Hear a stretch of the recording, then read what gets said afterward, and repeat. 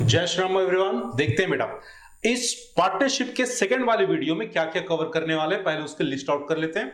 सबसे पहला हम देखेंगे मेरे बच्चों टाइप्स ऑफ पार्टनर, फिर देखेंगे माइनर एज ए पार्टनर, और फिर बात करेंगे टाइप्स ऑफ पार्टनरशिप का। बरोबर, उसके बाद टाइप्स ऑफ पार्टनरशिप के बाद पार्टनरशिप डीड को भी समझना है, और पार्टनरशिप के रजिस्ट्रेशन, कैसे रजिस्ट्रेशन होगा उस फर्म का, उस बिजनेस का, उसको डिस्कस करना है। बरोबर, सबसे पहला टॉपिक लेंगे टाइप्स ऑफ पार्टनर। अब इसके लिए आप लोग को थोड़ी स्टोरी समझनी पड़ेगी। स्टोरी से पहले ना लिस्ट आउट कर लेते हैं, ठीक है? फटाफट आप लोग भी नोटिंग कर लो। सबसे पहला होगा हमारा एक्टिव पार्टनर, एक्टिव के बाद स्लीपिंग, स्लीपिंग के बाद नॉमिनल, नॉमिनल के बाद सीक्रेट, सीक्रेट के बाद पार्टनर बाय होल्डिंग आउट, और लास्ट वाला होगा हमारा पार्टनर बाय एस्टॉपल। हालांकि सुनने में अजीब अजीब लग रहा होगा, बट अभी टेंशन नहीं लेना है, सारी चीजें अगले कुछ टाइम में क्लियर हो जाएंगी, बस बने रहो बेटा ध्यान से। सबसे पहला पार्टनर एक्टिव पार्टनर, तो मैं तो बोलता हूं एक्टिव पार्टनर के ऊपर या फिर बाजू में लिख लो एक्चुअल पार्टनर। वो पार्टनर जो बिजनेस में एक्टिवली इंगेज होता है, बिजनेस के मैनेजमेंट में, बिजनेस के ऑपरेशन में अपने आप को इंगेज कर देता है, ऐसे लोगों को, ऐसे पार्टनर को बोलेंगे एक्टिव पार्टनर। एग्जाम्पल सुनो, मैं यहां पे इमेजिनरी एग्जाम्पल ले रहा हूं। 3 मेरे स्टूडेंट हैं, राम, श्याम, मोनिका। तीनों ने डिसाइड किया कि एक काम करते हैं, हमने अच्छी खासी पढ़ाई कर ली है, हम अपना एक coaching business, coaching centre open करते हैं। बरोबर, तो राम ने उठा लिया अकाउंट्स, श्याम ने उठा लिया बीएसटी, और मोनिका ने उठा लिया क्या, इकोनॉमिक्स। अब तीनों लोग मिलके, आपस में मिलके काम करते हैं और अपने कोचिंग सेंटर को रन करते हैं। तो ऐसे कंडीशन में इन चीजों के साथ अगर कोई पार्टनरशिप का बिजनेस करे तो उसको हम बोलेंगे एक्टिव पार्टनर। यहां जितने पार्टनर होंगे सबको बोला जाएगा एक्टिव। क्यों? एक्टिवली एंगेज्ड हैं। Getting a point? 4 सवाल कंफर्म करने हैं। सबसे पहला सवाल, टेबल बनाएंगे बेटा। टेबल में सबसे पहला सवाल, मैनेजमेंट, क्या हमारा एक्टिव पार्टनर बिजनेस के मैनेजमेंट में पार्टिसिपेट करेगा? बिल्कुल करेगा, पहली चीज। दूसरी चीज, क्या हमारा एक्टिव पार्टनर उस बिजनेस के लिए, उस कोचिंग के लिए पैसे लाएगा, कैपिटल इन्वेस्टमेंट करेगा? बिल्कुल करेगा। क्या ऐसे पार्टनर को प्रॉफिट लॉस में हिस्सा मिलना चाहिए? बिल्कुल मिलना चाहिए। Getting point? और ऐसे पार्टनर की लायबिलिटी कैसे होगी? अनलिमिटेड होगी। दैट इज वाई ये चारों कंडीशन बेटा पार्टनरशिप के हर पार्टनर में पाए जाते हैं, और ऐसे पार्टनर को एक्टिव और एक्चुअल पार्टनर बोला जाता है। Getting a point? दूसरे पार्टनर की बात करेंगे, स्लीपिंग पार्टनर। कौन सा पार्टनर? Sleeping partner. अब मेरी बात को ध्यान से समझना फिर से। राम, श्याम, मोनिका। राम लेता था अकाउंट्स, श्याम लेता था बीएसटी, और मोनिका लेती थी इकोनॉमिक्स। बरोबर, अब क्या हुआ, मोनिका की कहीं शादी लग गई। जिस सिटी में अपना कोचिंग रन करते थे उस सिटी से बाहर, तो जाहिर सी बात है शादी के बाद तो वो पढ़ा नहीं पाएगी, बोलो हाँ या ना। राम श्याम ने उससे पूछा कि मोनिका ये बात बताओ कि क्या तुम हमारे मैनेजमेंट में, अब मैं उसी टेबल की बात कर रहा हूं, क्या तुम हमारे मैनेजमेंट में शामिल हो सकते हो? उसने बोला सॉरी, मैं नहीं हो सकती। बरोबर। दूसरा, क्या तुम हमारे बिजनेस में कैपिटल कंट्रीब्यूट करोगी? मोनिका ने बोला इजीली कर सकती हूं मैं, कोई प्रॉब्लम नहीं है, आराम से मैं पैसे यहां पे डाल सकती हूं। तीसरा सवाल, क्या मोनिका तुम प्रॉफिट और लॉस में हिस्सा लोगी? उसने बोला पैसे लगा रही हूं तो प्रॉफिट लॉस में हिस्सा तो चाहिए, बोलो हाँ या ना। फोर्थ, मोनिका अगर हमारे पास कुछ लॉस हो गया तो क्या तुम उस चीज के अनलिमिटेड लायबिलिटी क्लॉज को एक्सेप्ट करोगी? मोनिका वैसे ना बोलेगी। क्यों पता है? क्योंकि वो बोलेगी कि मैं तो बिजनेस में एक्टिवली इंगेज हूं नहीं। बट अगर आप मेरे प्रॉफिट में, अगर मेरे बिजनेस में प्रॉफिट लेना चाहते हो तो आपको प्रॉफिट के साथ उस लायबिलिटी को एक्सेप्ट करना होगा। तो एक ऐसा पार्टनर जो बिजनेस में एक्टिवली इंगेज नहीं होता, पैसे लगाता है, बिल्कुल लगाता है, हाँ, प्रॉफिट लॉस ले जाता है, बिल्कुल ले जाता है, और उसकी लायबिलिटी कैसे होगी? अनलिमिटेड होगी। तो ऐसे पार्टनर को हम बोलेंगे क्या? Sleeping partner. क्या बोलेंगे मेरे बच्चे? Sleeping partner. Getting a point? 2 partner पढ़ लिया, एक्टिव और स्लीपिंग, नाम से ही पता चल रहा था बेटा। अगला है नॉमिनल पार्टनर। नॉमिनल का यहां पे अगर आप लोग ऐसे समझ लो, नॉमिनल मतलब नाम देने वाला पार्टनर। नाम देने वाला पार्टनर जो एक्चुअल में पार्टनर नहीं है। बात समझ में आ रही है? एग्जाम्पल से समझो। क्या बोला? राम है, श्याम है, मोनिका है। कौन कौन? राम, श्याम, मोनिका। बरोबर बेटा।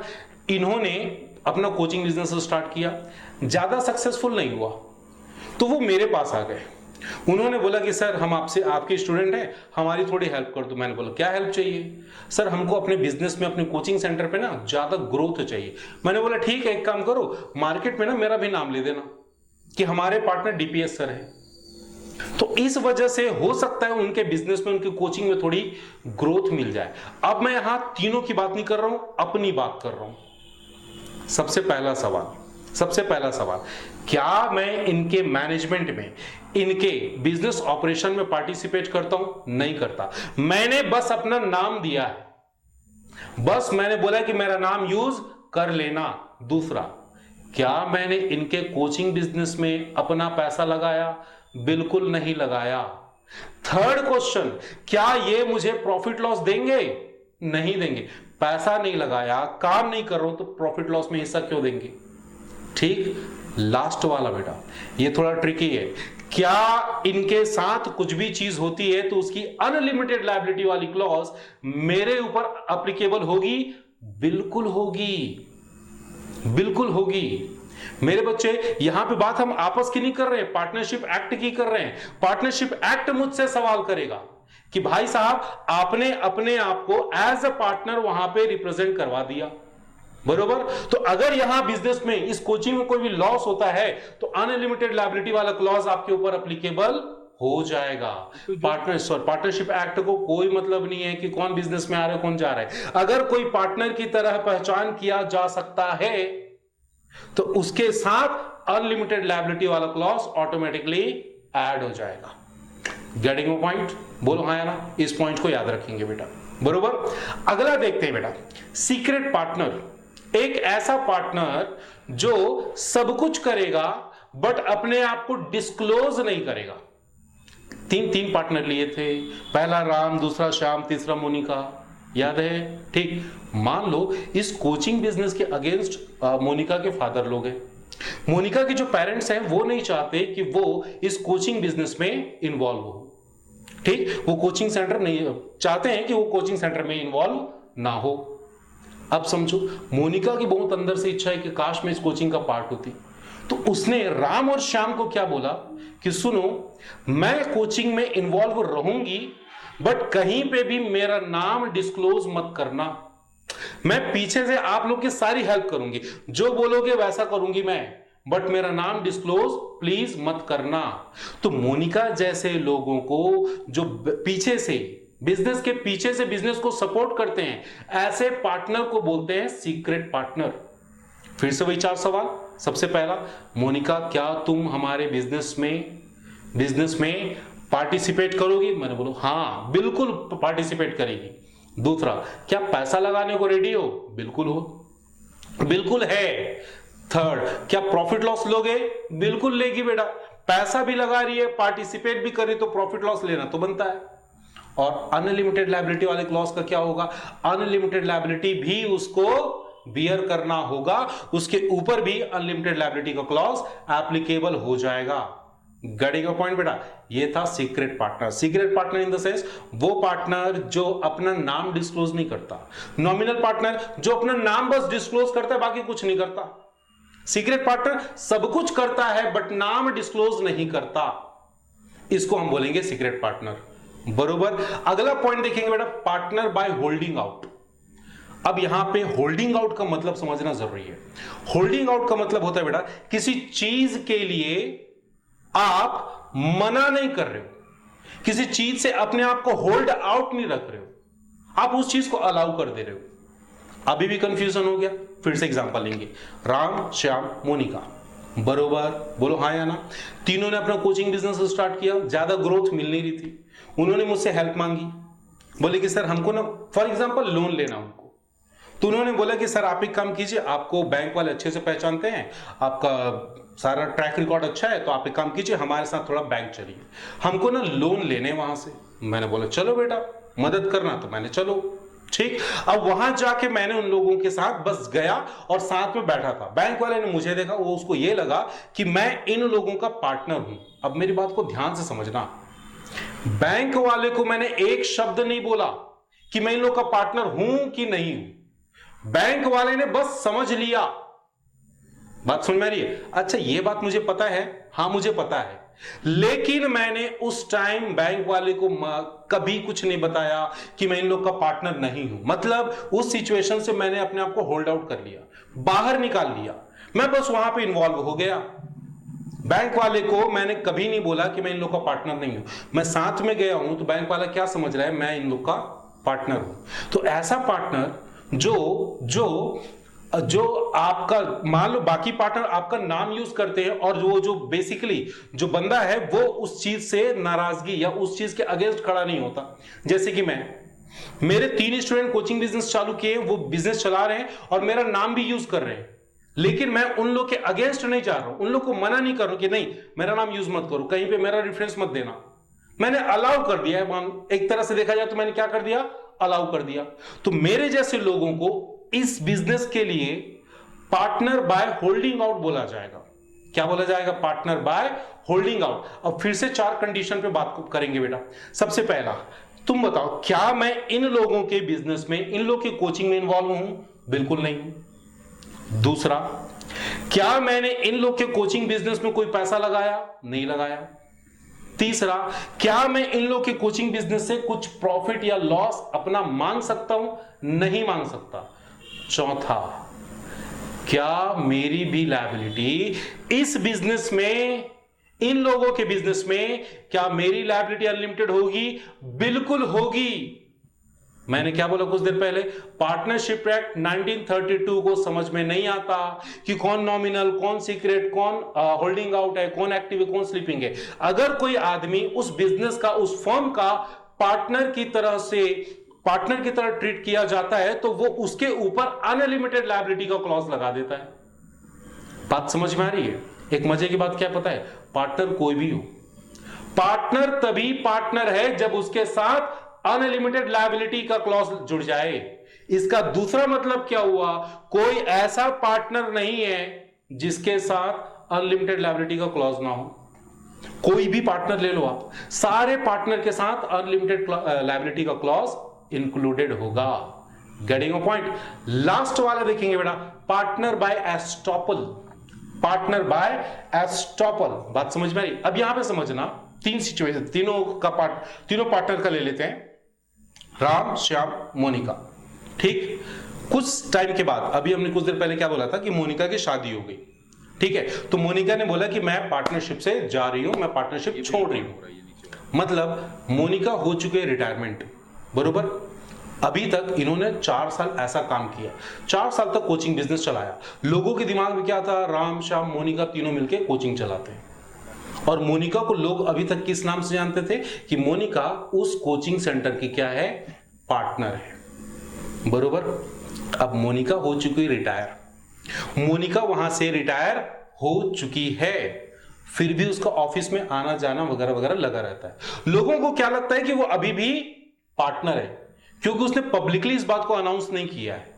बात समझ में आ रही है? मतलब पार्टनरशिप छोड़ने के बाद भी उस ऑफिस में मिलने या फिर किसी छोटे मोटे काम से आते जाते रहती है। तो लोगों को यह लगा कि वो भी उस बिजनेस की पार्टनर है। तो ऐसे लोग, ऐसे पर्सन, ऐसे पार्टनर जो बेसिकली पार्टनर नहीं है बट कुछ ऐसी एक्टिविटी करते हैं कि लोगों को लगता है कि वो बिजनेस का पार्टनर है।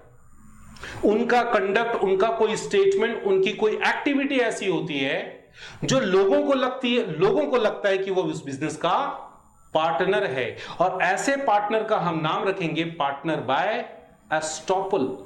Partner by estoppel. अब पार्टनर बाय एस्टॉपल क्या होता है, चेक करते हैं 4 कंडीशन। सबसे पहला, क्या ये मैनेजमेंट में हिस्सेदारी करेगा, मैनेजमेंट में पार्टिसिपेट करेगा? नहीं करेगा। दूसरा, क्या इसने बिजनेस में पैसे लगाए हैं? नहीं लगाए, वो तो निकल चुका है। या कोई ऐसा आदमी जो उस बिजनेस का पार्टनर था ही नहीं, तो उसने पैसे नहीं लगाए हैं। जब मैनेजमेंट में हिस्सा नहीं ले रहे हो, बिजनेस में पैसे नहीं लगाए हो, तो तुमको प्रॉफिट लॉस भी नहीं मिलेगा। Last point, unlimited liability. क्या यहां पे अनलिमिटेड लायबिलिटी का क्लॉज होगा? बिल्कुल होगा बेटा, बिल्कुल होगा। मैंने बोला पार्टनरशिप एक्ट को समझ में नहीं आता कि कौन से कंडीशन में कौन आदमी पार्टनर है कि नहीं है। वो बोलता है क्या वो एक पार्टनर की तरह दिखता है, क्या वो पार्टनर की तरह लगता है। अगर वो पार्टनर की तरह है तो उस पर लगा दो अनलिमिटेड लायबिलिटी का क्लॉज, और कुछ ज्यादा सोचना समझना नहीं है। Getting my point? तो यहां तक हम बात कर लिए बेटा किसका? Types of partner. हालांकि ये टॉपिक जो है इतने वास्ट लेवल पे आपके सिलेबस पे नहीं गिवन है, बट मैं बोलता हूं थोड़ा सा पढ़ के नॉलेज गेन करने में प्रॉब्लम क्या है, बाद में काम आएगा बेटा। जब 12th में जाओगे तो पूरी पार्टनरशिप की एक बुक मिलेगी, एक पूरा सिलेबस मिलेगा पार्टनरशिप का अकाउंट्स में, वहां पे ये चीजें काम आएंगी। Getting my point? चलो आगे चलते बेटा। आगे बात करेंगे बेटा एक स्पेशल पॉइंट, एक स्पेसिफिक चीज के बारे में। नाम क्या है? Minor as a partner. सबसे पहले तो समझो माइनर कौन होता है, आप लोग को वैसे पता होगा। वो बंदा, वो पर्सन जिसकी एज 18 साल से कम है, क्या बोलोगे? माइनर। वो बंदा माइनर कहलाता है बेटा, बरोबर। उसके पास वोटिंग पावर नहीं होते, उसके पास एग्रीमेंट करने का पावर नहीं होता। गेटिंग? अब मेरी बात को ध्यान से समझते चलना। एक माइनर जो 18 साल से कम का है, क्या वो बंदा एग्रीमेंट कर सकता है? नहीं कर सकता। 18 साल से कम के बंदे एग्रीमेंट नहीं कर सकते, तो 18 साल से कम के होने की वजह से एग्रीमेंट नहीं कर सकता। तो तुम सोचो क्या वो बंदा हमारे पार्टनरशिप में एंटर कर पाएगा? नहीं कर पाएगा, क्योंकि पार्टनरशिप की कंडीशन क्या थी कि पार्टनरशिप स्टैब्लिश होता है, रिलेशन बनता है एग्रीमेंट के थ्रू। तो उस एग्रीमेंट पे एंटर करने के लिए तुमको 18 साल का होना होगा। तुम 18 साल के हो नहीं, मतलब माइनर हो, तो क्या तुम हमारे पार्टनरशिप में पार्टनर बन सकते हो? नहीं बन सकते। लेकिन एक माइनर भी पार्टनर बन सकता है, दो कंडीशन के साथ। दो कंडीशन अगर वो पूरा कर दे। सबसे पहला कंडीशन, अगर वो हमारे फर्म के बेनिफिट के लिए पार्टनर बन रहा है, मतलब उसके आने से अगर हमको फायदा हो रहा है, बेनिफिट हो रहा है, तो वो पार्टनर बन सकता है। प्लस सारे पार्टनर, बाकी बचे हुए पुराने पार्टनर, सारे पार्टनर उसके लिए रेडी हो। बात समझे? तो इन दोनों शर्तों को फॉलो करके हम किसी माइनर को अपना पार्टनर बना सकते हैं। एक छोटा सा टेक्निकल पॉइंट डिस्कस करते हैं। दो बच्चे, बेसिकली लोग नहीं, दो बच्चे 16 साल 17 साल, दोनों सोचते हैं आपस में पार्टनरशिप कर ले, और दोनों आपस में पार्टनरशिप का एक बिजनेस स्टार्ट कर ले। पॉसिबल है? नहीं है। इसका मतलब two minor can not form a partnership firm. लेकिन एक ऐसा पार्टनरशिप फर्म जहां ऑलरेडी मेजर लोग, मतलब 18 साल से बड़े लोग बिजनेस में इन्वॉल्व है, अब वो चाहते हैं, एग्जिस्टिंग फर्म है, मतलब पहले 18 साल से बड़े लोगों ने फर्म बना ली है, उसके बाद किसी माइनर को लाना चाहते हैं, अब ला सकते हैं विद सर्टेन कंडीशंस। दो कंडीशन बोला, for benefits and for and मैंने क्या बोला मेरे बच्चे? म्यूचुअल कंसेंट होगा बाकी सारे लोगों के बीच में, बरोबर मेरी बात? तो अल्टीमेटली क्या निष्कर्ष निकलता है कि minor can be partner with certain conditions. कुछ बातें ना इस माइनर के लिए बात कर लेते हैं, कुछ स्पेसिफिक पॉइंट। पहला स्पेसिफिक पॉइंट, माइनर पार्टनर की लायबिलिटी लिमिटेड होगी। अभी तक मैंने क्या बोला? जो भी पार्टनर है अनलिमिटेड लायबिलिटी के साथ रहेगा। माइनर पार्टनर इकलौता ऐसा पार्टनर जो लिमिटेड लायबिलिटी के साथ रहेगा। दूसरा, इसको बिजनेस के मैनेजमेंट में एंटर करने की इजाजत नहीं होगी। आप बिजनेस ऑपरेशन में या बिजनेस में पार्टिसिपेट नहीं कर सकते। तीसरा, क्या वो माइनर पार्टनर अकाउंट्स चेक कर सकता है? बिल्कुल कर सकता है बेटा, उसका हक बनता है। आपने उसको एज अ पार्टनर एडमिट किया है, बोलो हाँ या ना? तो क्या उसको अपने बिजनेस फर्म में प्रॉफिट लॉस जानने का हक नहीं है? बिल्कुल है। तो वो हमारे अकाउंट्स को चेक कर सकता है। और ये जो पार्टनर है ना, ये केवल और केवल प्रॉफिट में शेयर लेगा। क्यों लेगा? बच्चा है ना, गलती तुम्हारी कि तुमने उस बच्चे को अपने बिजनेस में लाया हो, तो उस बच्चे को केवल प्रॉफिट में शेयर मिलेगा। लॉस हो जाएगा तो वो बच्चा दांत दिखाएगा, बोलेगा मैं तो बच्चा हूं जी, मैं लॉस को नहीं बियर करने वाला। मैं तो प्रॉफिट के लिए आया था। Getting a point? तो अगर किसी माइनर को पार्टनर बनाना चाहते हो तो सोच लेना, अपने हिसाब सारी चीजें चेक करके उसको पार्टनर बनाना बेटा। कहीं ऐसा ना हो कि प्रॉफिट हुआ सबसे पहले वही पहुंच गया मुंह उठा के, लॉस हुआ सबसे पहले वही भागेगा, बोलेगा मैं तो माइनर हूं, मैं तो बच्चा हूं, मेरे को क्या पता, खसक लेगा। Getting a point? ये बच्चा जो है, अगला पॉइंट, ये जो बच्चा है कभी ना कभी तो बड़ा होगा, हमेशा माइनर रहेगा क्या? नहीं, कभी ना कभी बड़ा होगा, 18 साल से ऊपर का होगा। बोलो हाँ या ना? अब यहां पे क्या सिचुएशन होता है बेटा, उसके पास दो चॉइसेस है। पहला चॉइस उसको उस फर्म से निकल जाने का, ठीक। उसके लिए क्या करना होगा? पब्लिक नोटिस देना होगा और बताना होगा सबको कि मैंने इस फर्म को छोड़ दिया है, इस बिजनेस को छोड़ दिया है, now I am not partner of this firm.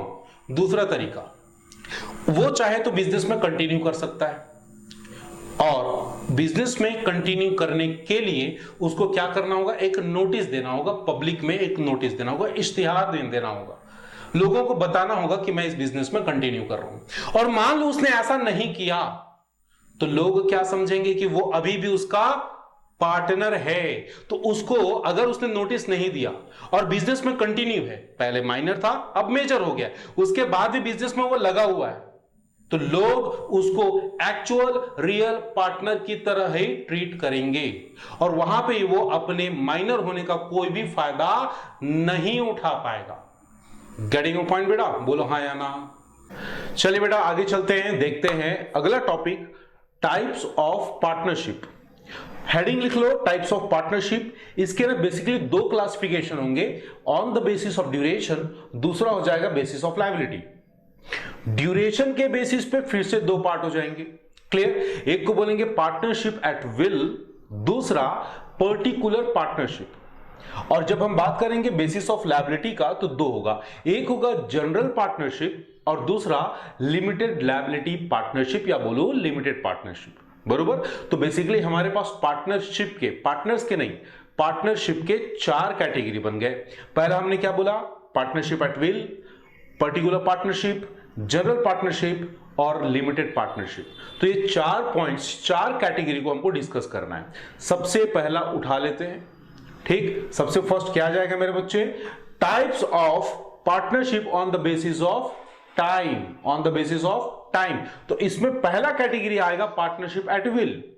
Will का मतलब क्या होता है? इच्छा के अनुसार, मतलब जब तक आप उस पार्टनरशिप को रन करना चाहो कर लो, और जैसे ही आपको लगे कि आपका काम खत्म हो गया है या फिर आपने जो चीज सोच के रखी थी वो चीज कंप्लीट हो गई है, तो वहां पे आप उस पार्टनरशिप को क्लोज कर सकते हो। तो ऐसे चीजों को हम बोलेंगे पार्टनरशिप एट विल, अपनी इच्छा के अनुसार कभी भी बिजनेस स्टार्ट कीजिए, कभी भी बंद कर दीजिए, बरोबर? अब आते हैं अगला बेटा, पर्टिकुलर पार्टनरशिप। इसके लिए मैं एक एग्जांपल लूंगा।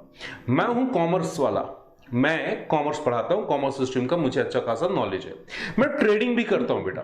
मेरे ना रॉ मटेरियल की शॉप है, रॉ मटेरियल का एक दुकान है जिसमें मैं सैंड, रॉड, सीमेंट, गिट्टी, ये सारी चीजें बेचता हूं, बरोबर? अब क्या हुआ, गवर्नमेंट ने एक ब्रिज बनाने का कॉन्ट्रैक्ट निकाला, मैंने उस कॉन्ट्रैक्ट के लिए अप्लाई किया, मैं सेलेक्ट हो गया। इसका मतलब वो कॉन्ट्रैक्ट पूरा का पूरा मुझे मिलने वाला है, बरोबर? अब मेरी बात को ध्यान से समझना, ठीक। अब मेरे पास रॉ मटेरियल तो है, बट मेरे पास कोई आर्किटेक्चर इंजीनियर नहीं है जो उस काम को कंप्लीट कर सके। तो मैंने अपने किसी फ्रेंड को पकड़ा और मैंने बोला, भाई साहब आप तो आर्किटेक्चर इंजीनियर हो, एक काम करते हैं, आप और मैं दोनों मिल जाते हैं और पार्टनरशिप कर लेते हैं। हमारा पार्टनरशिप कब तक चलेगा? जब तक ये ब्रिज कंप्लीट ना हो जाए, और जैसे ही ब्रिज कंप्लीट होगा हमारा पार्टनरशिप हम तोड़ देंगे, खत्म कर लेंगे। आप अपना प्रॉफिट लेके चले जाना, मुझे मेरा प्रॉफिट दे देना। हाँ, यह बात अलग है कि बाद में हम और करना चाहें, लेकिन अभी फिलहाल हम उस पर्टिकुलर वेंचर के लिए, उस पर्टिकुलर टास्क के लिए एक पर्टिकुलर पीरियड में हमने पार्टनरशिप किया हुआ है, तो इसको हम बोलते हैं पर्टिकुलर पार्टनरशिप, जो किसी वेंचर के कंप्लीशन पे, टास्क के कंप्लीशन पे, या फिर किसी फिक्स पीरियड के कंप्लीट होने के बाद वो पार्टनरशिप ऑटोमेटिकली डिसॉल्व हो जाएगी। ऐसी पार्टनरशिप को हम बोलेंगे क्या? Particular partnership. बरोबर, अब समझ में आ गई बात। दूसरी कैटेगरी पकड़ते हैं। दूसरी कैटेगरी हमने बोला partnership on the basis of liability. तो पहला आता है जनरल पार्टनरशिप, दूसरा लिमिटेड पार्टनरशिप। जनरल पार्टनरशिप, अरे बाबा ये जनरल नहीं, एक्चुअल पार्टनरशिप है बेटा। अभी तक हम जब लायबिलिटी वाली बात बोलते थे तो सारे पार्टनर की लायबिलिटी कैसी होती थी? अनलिमिटेड होती थी। मैंने बोला कि पार्टनरशिप में माइनर पार्टनर को छोड़ के कोई भी पार्टनर आ जाए, कोई भी पार्टनर, चाहे वो स्लीपिंग हो, एक्टिव हो, नॉमिनल हो, स्टॉपल हो, होल्डिंग आउट हो, कोई भी हो, सारे पार्टनर की लायबिलिटी कैसे होती है? अनलिमिटेड होती है मेरे बच्चे, बरोबर। तो अनलिमिटेड लायबिलिटी के क्लॉज के साथ अगर कोई पार्टनरशिप ओपन किया जाए तो उसको हम बोलेंगे general liability partnership, general liability partnership. और इसके साथ वो सारे क्लॉजेस जो पहले हमने पार्टनरशिप के लिए पढ़े हैं, मतलब किसी के डेथ, लुनेसी, या फिर मैं बोलूं इंप्रिजनमेंट, इनकी वजह से पार्टनरशिप डिसॉल्व हो जाएगा। तो बेसिक स्ट्रक्चर, बेसिक फंडामेंटल के साथ कोई पार्टनरशिप स्टार्ट किया जाए तो उसका नाम हम रख देंगे जनरल पार्टनरशिप। लेकिन एक और पार्टनरशिप क्रिएट किया गया, ये एक नया कॉन्सेप्ट, नया सिस्टम डेवलप किया गया जिसमें बोला गया लिमिटेड पार्टनरशिप। जहां पे, केयरफुली ध्यान से सुनना, जहां पे एक पार्टनर को छोड़ के बाकी सारे पार्टनर की लायबिलिटी लिमिटेड रखा जा सकता है। नहीं समझे बात को? 3 पार्टनर है, 3 पार्टनर में एक पार्टनर को छोड़ दो, बाकी 2 पार्टनर की लायबिलिटी कैसे बना सकते हो? लिमिटेड बना सकते हो। लिमिटेड होने का मतलब उनको उतना ही पे करना होगा जितना उनका इन्वेस्टमेंट है, उससे ज्यादा कि उनके ऊपर कोई लायबिलिटी क्रिएट नहीं होगी। तो इस मॉडल पे, इस सिस्टम के साथ अगर कोई पार्टनरशिप फॉर्म किया जाए तो ऐसे पार्टनरशिप को लिमिटेड लायबिलिटी पार्टनरशिप बोलते हैं बेटा। Getting a point? बोलो हाँ है बेटा। लिमिटेड पार्टनर जो होगा, मतलब वो पार्टनर जिसकी लायबिलिटी लिमिटेड होगी, वो हमारे बिजनेस में पार्टिसिपेट नहीं कर सकता। बात समझ में आ रही है? भाई साहब आपकी लायबिलिटी कैसी है? लिमिटेड है। हाँ, इसका मतलब अगर तुमने हमारे मैनेजमेंट में कुछ पार्टिसिपेट किया और तुम्हारी वजह से अगर कुछ लॉस हुआ तो मेरी लायबिलिटी तो अनलिमिटेड है ना। बात समझ में आ रही? तो तुम्हारे एक्ट या तुम्हारे किसी एक्टिविटी की वजह से मैं क्यों भुगतूंगा? तो बेटर क्या है कि जो लिमिटेड लायबिलिटी वाले पार्टनर है उनको आप मैनेजमेंट से थोड़ा सा बाहर रखेंगे। क्लियर? और ऐसी पार्टनरशिप किसी पार्टनर के डेथ, इंसॉल्वेंसी, इंप्रिजनमेंट, लुनेसी की वजह से डिसॉल्व नहीं किए जाएंगे। तो इस कैटेगरी का जो पार्टनरशिप फॉर्म किया जाएगा बेटा, उसको हम लिमिटेड लायबिलिटी पार्टनरशिप बोलेंगे, लिमिटेड पार्टनरशिप बोलेंगे। थोड़ी ना इस पॉइंट को थोड़ा और डिस्कस करते, थोड़ा और समझते हैं बेटा, थोड़ा डेप्थ में समझते हैं। तो मैं यहां फिर से एक बार लिखता हूं हेडिंग, लिमिटेड लायबिलिटी पार्टनरशिप। एक ऐसा पार्टनरशिप जहां पे एक बंदे को छोड़ के, एक पर्सन को छोड़ के बाकी सारे पार्टनर की लायबिलिटी लिमिटेड हो सकती है, लिमिटेड किया जा सकता है। ऐसे फॉर्मेशन, ऐसे सिस्टम के साथ अगर कोई पार्टनरशिप किया जाए, क्या बोलेंगे? लिमिटेड लायबिलिटी पार्टनरशिप, बरोबर। अब सुनना, कुछ फीचर्स की बात कर लेते हैं। सबसे पहला फीचर, इसका जो ऑर्गेनाइजेशन होगा इसको हम बोलेंगे LLP, लिमिटेड लायबिलिटी पार्टनरशिप। समझ में आ गई बात? दूसरा फीचर देखेंगे बेटा, यहां पे पार्टनर की 2 कैटेगरी बन जाएगी। एक पार्टनर जो लिमिटेड लायबिलिटी होल्ड करेगा और एक पार्टनर जो अनलिमिटेड लायबिलिटी होल्ड करेगा। तो बेसिकली इस पार्टनरशिप में लायबिलिटी के बेसिस पे 2 कैटेगरी बन गए। बोलो हाँ या ना बेटा। तीसरा पॉइंट, जो लिमिटेड पार्टनर होगा उसकी कोई पर्सनल लायबिलिटी नहीं होगी। अरे इसीलिए तो उसको हमने क्या बोला? लिमिटेड पार्टनर बोला ना। 4th पॉइंट, क्या ऐसे लोग जिनकी लायबिलिटी लिमिटेड है, क्या ऐसे लोगों को हम अपने बिजनेस में पार्टिसिपेट करने देंगे? नहीं देंगे बेटा। Getting a point? 5th point देखेंगे मेरे बच्चे, और उसके कोई भी काम, उसके कोई भी एक्टिविटी, कोई भी क्रियाकलाप कुछ भी करते हैं तो उसके एक्टिविटी के लिए जो अनलिमिटेड पार्टनर हैं वो उसकी एक्टिविटी के लिए बाइंड नहीं होंगे। ऐसा समझो ना, कोई लिमिटेड पार्टनर है, बाहर जाके कोई ट्रांजैक्शन करता है, ठीक है, बाहर जाके कोई उस फर्म के लिए कोई ट्रांजैक्शन करता है, बाकी जो अनलिमिटेड पार्टनर हैं वो चाहते उस ट्रांजैक्शन के टर्म्स कंडीशन को फॉलो ना करें। तो क्या अनलिमिटेड लायबिलिटी वाले पार्टनर उस चीज के लिए मना कर सकते हैं? बिल्कुल मना कर सकते हैं बेटा, बिल्कुल मना कर सकते हैं। भाई साहब आप लिमिटेड पार्टनर हो, ना ही आप मैनेजमेंट में पार्टिसिपेट कर रहे हो, तो आपकी कोई भी एक्टिविटी हमारे ऊपर बाइंडिंग नहीं होगी। We are free from that. बात समझ में आ रही बेटा? बोलो हाँ या ना। तो यहां तक हमने समझा लिमिटेड लायबिलिटी पार्टनरशिप। अब छोटी सी बात हो, ये आपके इस पर्टिकुलर टॉपिक का लास्ट पॉइंट होगा। नाम क्या है? रजिस्ट्रेशन ऑफ फर्म, कि फर्म का रजिस्ट्रेशन कैसे करवाएं। क्लियर? थोड़े बैकग्राउंड, थोड़ी सी बेसिक की बात कर लेते हैं। हेडिंग लिख लेंगे रजिस्ट्रेशन ऑफ फर्म। सबसे पहला, पार्टनरशिप एक्ट 1932 में एक सिस्टम बनाया गया और उस सिस्टम के हिसाब से हर स्टेट में एक ऑफिस क्रिएट किया गया जिसका नाम रखा गया ROF, रजिस्ट्रार ऑफ फर्म्स। मतलब एक ऐसा ऑफिस, एक ऐसा सिस्टम जहां पे लोग अपने पार्टनरशिप को रजिस्टर करा सकते हैं। ठीक, और क्या है मेरे बच्चे? रजिस्ट्रेशन करवाना इज नॉट कंपलसरी। रजिस्ट्रेशन करवाना कंपलसरी नहीं, आप बिना रजिस्ट्रेशन के भी अपने पार्टनरशिप बिजनेस को आगे चला सकते हो। लेकिन तुम लोग सोचो, अगर रजिस्ट्रेशन नहीं कराया तो फायदा होगा कि नुकसान होगा? नुकसान होगा। थोड़ी देर में बताऊंगा क्या क्या नुकसान होगा। क्लियर? नुकसान होगा। गेटिंग माय पॉइंट बेटा? इसके फायदे क्या है? अगर रजिस्ट्रेशन करवा लिए तो फायदा क्या है? सबसे पहली चीज मेरे बच्चे, आपका जो फर्म है वो लीगल हो जाएगा और आपके एग्जिस्टेंस का आपको प्रूफ मिल जाएगा। बात समझ में आती है? देखिए, आप भी इंसान है, मैं भी इंसान हूं, दोनों इंडियन है। और लेकिन इस चीज को साबित कैसे करेंगे? हम अपने आधार कार्ड से करेंगे, पैन कार्ड से करेंगे, ड्राइविंग लाइसेंस से करेंगे। तो कुछ ना कुछ प्रूफ चाहिए ना। आप पार्टनरशिप का बिजनेस कर रहे हो, लेकिन कुछ तो लीगल प्रूफ हो ताकि सामने वाली पार्टी आप पे भरोसा करे, क्योंकि जो अनरजिस्टर्ड है उस पर भरोसा नहीं किया जा सकता मेरे बच्चे। बात समझ में आ रही है? तो सबसे अच्छा क्या होगा रजिस्ट्रेशन करवाने का? फायदा क्या होगा कि लोगों को हम पे कॉन्फिडेंस बिल्डअप होगा, लीगल प्रूफ मिल जाएगा। बरोबर?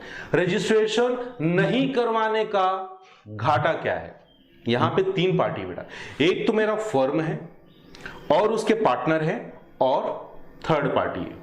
बरोबर? अब सब कुछ अगर ठीक है तो कोई प्रॉब्लम वाली बात नहीं है, लेकिन अगर डिस्प्यूट हुआ तो डिस्प्यूट होगा तो क्या क्या चीजें हो सकती हैं, और अगर रजिस्ट्रेशन नहीं करवाए तो क्या क्या नुकसान हो जाएगा, जरा ध्यान समझना। फर्म जो है थर्ड पार्टी पे कोई केस, जिसको स्यू करना बोलते हैं, क्या बोलते हैं? स्यू, SUE। फर्म जो है थर्ड पार्टी पे कोई केस नहीं कर पाएगा। फर्म जो है अपने पार्टनर पे कोई केस नहीं कर पाएगा। पार्टनर अपने फर्म पे कोई केस, कोई दावा, कोई आपत्ति नहीं कर पाएगा। क्यों नहीं कर पाएगा? Because you are not registered. आप रजिस्टर्ड नहीं हो ना। रजिस्ट्रेशन के बाद ही तो आपकी लीगल एंटिटी समझ में आती है। विदाउट रजिस्ट्रेशन समझ में आएगा क्या? बोलिए हाँ या ना। नहीं बेटा। Is that clear? Is that clear? Last point देखते हैं जरा, रजिस्ट्रेशन कैसे करवाना है। मैंने इसको 3 सिंपल स्टेप्स में कवर किया है बेटा। तो लिखेंगे हेडिंग मेरे साथ, registration of the firm. Step number 1, step number 2, step number 3। सबसे पहला है एप्लीकेशन का सबमिशन। अब आपको क्या करना है? कहां जाना है? ROF के पास, रजिस्ट्रार ऑफ फर्म्स के पास। वहां जाना है, एक एप्लीकेशन प्रिस्क्राइब जो फॉर्म का होगा उस एप्लीकेशन को लेके जाना है, और उस एप्लीकेशन में कुछ स्पेसिफिक चीजों को उस पर मेंशन करना होगा, जैसे कि आपका name, location, other place of business, name and address of the partner और ड्यूरेशन ऑफ पार्टनरशिप। ये सारे डिटेल्स उस फॉर्म पे आपको मेंशन करने होंगे। उस फॉर्म के साथ आपको थोड़ी फीस लगेगी। इन दोनों को लेके जाइए। Step number 2, submission of fees. Fees और फॉर्म को सबमिट कर दीजिए। सिंपली स्टेप नंबर 3 होगा। स्टेप नंबर 3 में क्या है मेरे बच्चे? जो रजिस्ट्रार ऑफ फर्म है, जो उसका ऑफिसर है, वो आपके सारे क्रेडेंशियल को चेक करेगा, और उनको चेक करने के बाद आपको सिंपली एक सर्टिफिकेट इशू करेगा। इफ ही सेटिस्फाइड, अगर सब कुछ ओके रहा, सब कुछ ठीक रहा, तो वो आपको एक सर्टिफिकेट इशू करेगा। उसके बाद आपका पार्टनरशिप का हो गया रजिस्ट्रेशन। गेटिंग योर पॉइंट बेटा? बस इतना ही समझना था आपको भी एग्जाम में, बस इतना ही लिखना है। Is that clear? तो यहां पे हमारा पार्टनरशिप का सेकंड वीडियो, स्पेसिफिक पॉइंट वाला सेकंड वीडियो होता है कंप्लीट। अगले वीडियो में मिलेंगे आपसे बेटा। Till then keep smiling, keep studying.